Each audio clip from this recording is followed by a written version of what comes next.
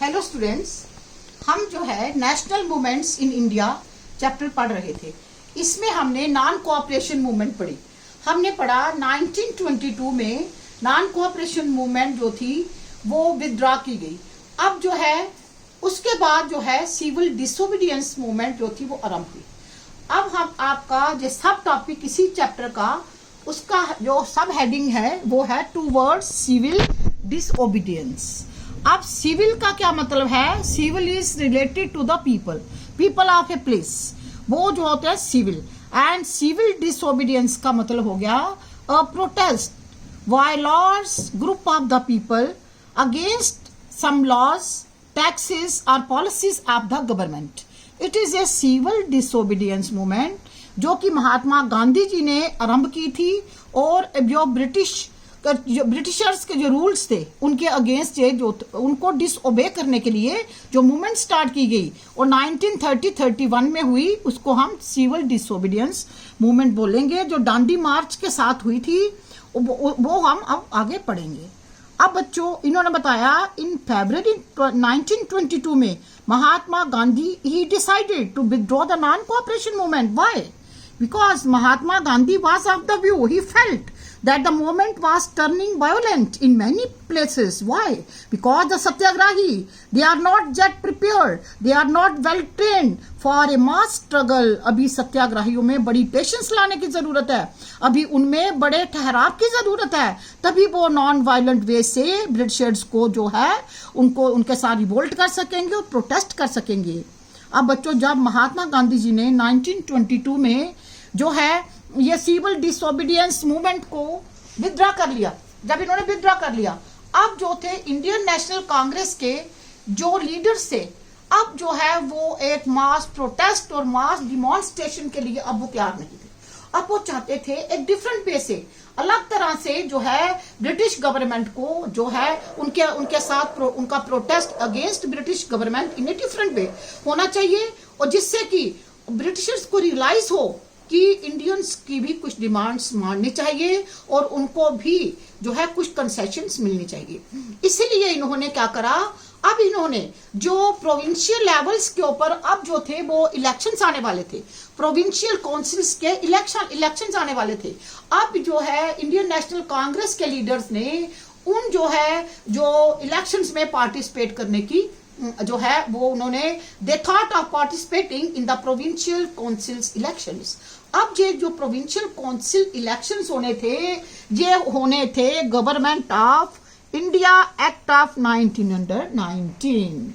इन्होंने बोला जो प्रोविंशियल लेवल के ऊपर जो ये इलेक्शंस होने हैं, काउंसिल इलेक्शंस, ये government of India act of 1919 के अकॉर्डिंगली होने थे। अब बच्चों, ये क्या है? Indian government act of India 1919 क्या है? ये 1919 में ब्रिटिश गवर्नमेंट ने इंडियन लोगों के लिए एक एक्ट पास किया था। इसका दूसरा नाम मॉन्टेग्यू चेम्सफोर्ड रिफॉर्म्स भी है। अब इसका नाम मॉन्टेग्यू चेम्सफोर्ड रिफॉर्म्स क्यों है?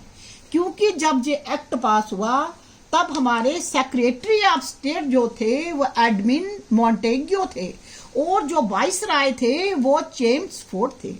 अब बच्चों, सेक्रेटरी ऑफ स्टेट क्या होता है? अब बच्चों, जब 1857 की रिवोल्ट हुई, 1857 की रिवोल्ट के बाद 1857 तक इंडिया में जो कंट्रोल था वो एक कंपनी का कंट्रोल था, ईस्ट इंडिया कंपनी का कंट्रोल था। इंडिया में east India company was ruling और सारा काम वही कर रहे थे। इस यहाँ पर जो थी इंग्लैंड की गवर्नमेंट की कोई इंटरफेरेंस नहीं थी।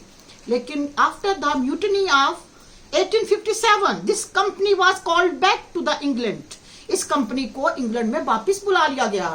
अब जो है 1858 से डायरेक्ट जो इंडिया के ऊपर जो एडमिनिस्ट्रेशन थी अब ब्रिटिश क्राउन की हो गई। अब वहां पे जो थी क्वीन विक्टोरिया थी। अब जो इंडिया में जो कंट्रोल था वो क्वीन विक्टोरिया के अंडर था। अब इन्होंने क्या किया, इंडिया की सारी एडमिनिस्ट्रेशन देखने के लिए एक रैंक क्रिएट किया, एक पोस्ट क्रिएट की गई, न्यू पोस्ट क्रिएट की गई। इस पोस्ट का नाम रखा सेक्रेटरी ऑफ स्टेट। ये सेक्रेटरी ऑफ स्टेट जो होते थे जो थे इसका जो ऑफिस होता था वो लंदन में होता था। वो लंदन में बैठ के ही जो कंट्रीज उनके अंडर होती थी, सबजुगेटेड जो कंट्रीज थी, उनके ऊपर वो पूरा कंट्रोल करते थे। जो इंडिया के लिए भी जो सेक्रेटरी ऑफ स्टेट जो थे उन्होंने इंडिया के लिए भी जो उस समय जो मोंटेग्यू जो थे वो जो उन्होंने भी इंडिया के लिए जो चेंजेस लानी चाहिए। और उस समय जहां जो वाइसराय थे वो जेम्स फोर्ड थे। अब वाइसराय की भी उपाधि 57 के बाद ही क्रिएट की गई। पहले जहां पे गवर्नर जनरल की उपाधि होती थी। गवर्नर जो कंपनी के टाइम गवर्नर जनरल जो था जो रूल कर रहा था, लेकिन 58 से जो थे वो हमारे जो जहां पर जो 58 से जो अब जो है वाइसराय की उपाधि जो थी वो क्रिएट की गई। अब जो है 1919 में सेक्रेटरी ऑफ स्टेट जो मोंटेग्यू और जो ये वाइसराय जेम्स फोर्ड ने मिलकर उन्होंने चाहा, जबकि 1919 में ही रोलेट एक्ट पास हुआ, 1919 में ही जलियांवाला बाग मैसेकर हुआ।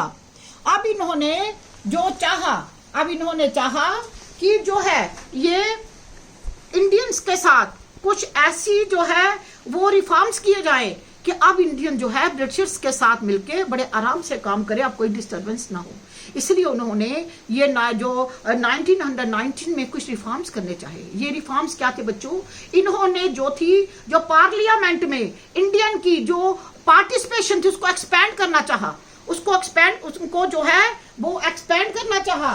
अब जब इन्होंने इसको एक्सपैंड करना चाहा तो इन्होंने क्या किया? इन्होंने जो लेजिस्लेचर जो सेंट्रल लेजिस्लेचर थी उसको बाइकैमरल कर दिया।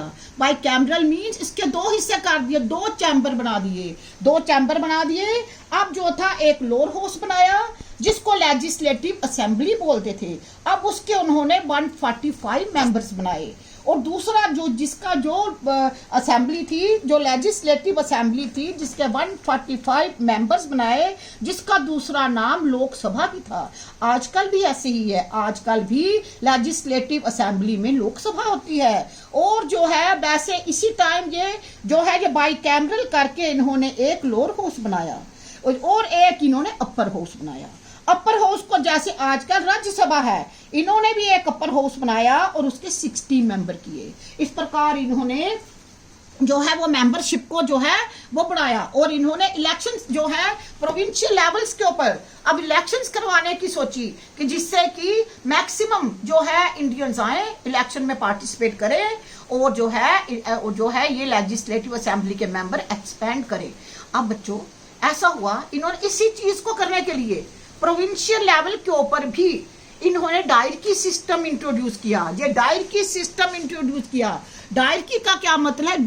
Dual means two types. इन्होंने 2 टाइप्स का सिस्टम इंट्रोड्यूस किया। अब प्रोविंशियल लेवल्स के ऊपर इन्होंने क्या किया? सब्जेक्ट्स को 2 हिस्सों में बांटा। एक सब्जेक्ट्स जो थे वो इन्होंने रिजर्व्ड सब्जेक्ट्स रखे। रिजर्व सब्जेक्ट्स थे ये नेशनल इंपॉर्टेंस के होते थे। इसमें हमारी कम्युनिकेशन आ गई, इसमें पुलिस आ गई, इसमें फॉरेन एक्सचेंज आ गया। ऐसे जो इंपॉर्टेंट जो सब्जेक्ट्स होते थे वो जो है ब्रिटिश गवर्नर ने अपने पास रखे। उनका इन सब सब्जेक्ट्स रेवेन्यू, लैंड रेवेन्यू भी ये सारा जो था ये ब्रिटिश गवर्नर के कंट्रोल में होता। ये प्रोविंशियल लेवल पर इन्होंने इलेक्शंस करवाकर वहां के रिप्रेजेंटेटिव चुने गए, इंडियंस रिप्रेजेंटेटिव भी चुने गए। और लेकिन बच्चों इन्होंने क्या करा? प्रोविंशियल लेवल पर जो इंपॉर्टेंट जो सब्जेक्ट्स थे जिनमें लैंड रेवेन्यू तो बहुत सबसे ज्यादा इंपॉर्टेंट था, और उसके बाद जो है कम्युनिकेशन था, उसके बाद फॉरेन एक्सचेंज था, ये इन्होंने ब्रिटिशर्स ने जो ब्रिटिश गवर्नर था उन्हीं के पास रहने दिए। बाकी इन्होंने जो एजुकेशन हो गई, इरिगेशन हो गई, पब्लिक वर्क हो गया, जो काम रहे, बाकी जो सिविल वर्क के जो काम थे वो सारे इन्होंने ट्रांसफर्ड जो है वो लिस्ट में रखे। ट्रांसफर्ड लिस्ट में ये सब्जेक्ट रखे और ये सारे सब्जेक्ट देखने का जिम्मेदारी इन्होंने जो इलेक्शन करवा के इंडियंस को जो चुना और उनके जो मिनिस्टर बनाए जो उनको सौंपे गए, जो जितने भी जो ये पब्लिक हेल्थ के हो गया, एजुकेशन हो गया, पब्लिक वर्क्स हो गया, जो लोकल सेल्फ गवर्नमेंट के जो सब्जेक्ट्स थे वो इन्होंने जो ट्रांसफर सब्जेक्ट्स में रखे, जो कि लोकल बॉडीज जो इंडियंस में से चुने गए मिनिस्टर होते वो इनको देखते। इस प्रकार से ये जो थे इस प्रकार से जो है ये जो गवर्नमेंट एक्ट ऑफ 1909 में इन्होंने कुछ चेंजेस लाई। इसमें इन्होंने जो चेंजेस लाई, जो चेंजेस इन्होंने कहा इसके हिसाब से अब काम होगा, इस हिसाब से काम होगा। ये इन्होंने 10 साल का टाइम दिया। 10 साल तक जो है ये पूरा जो है ये एक जो डिसाइड किया गया है कि जो ये एक्ट के मुताबिक जो काम होगा, और 10 साल के बाद इन्होंने कहा एक रॉयल जो है कमीशन आएगी, रॉयल कमीशन आएगी, फिर वो सारा सिचुएशन को स्टडी करेगी और वो फिर इंडियंस के लिए एक जो है ये एक फ्यूचर के लिए एक कॉन्स्टिट्यूशनल सिस्टम को जो डिसाइड करेगी। और इसी के तहत इन्होंने जो है फिर जो है ये इन्होंने बाद में जो है ये जो है साइमन कमीशन को भेजा था।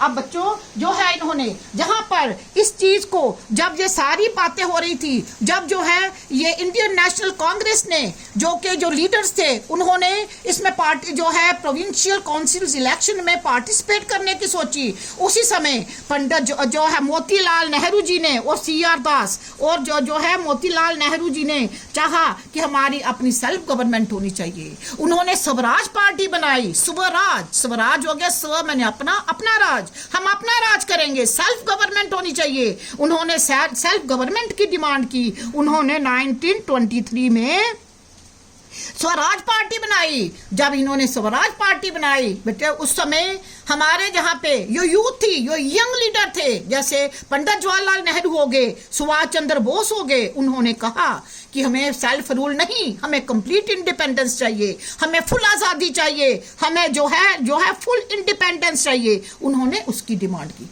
Thank you students. आज जहाँ पढ़ेंगे आगे फिर कल आगे कंटिन्यू करेंगे। Thank you students.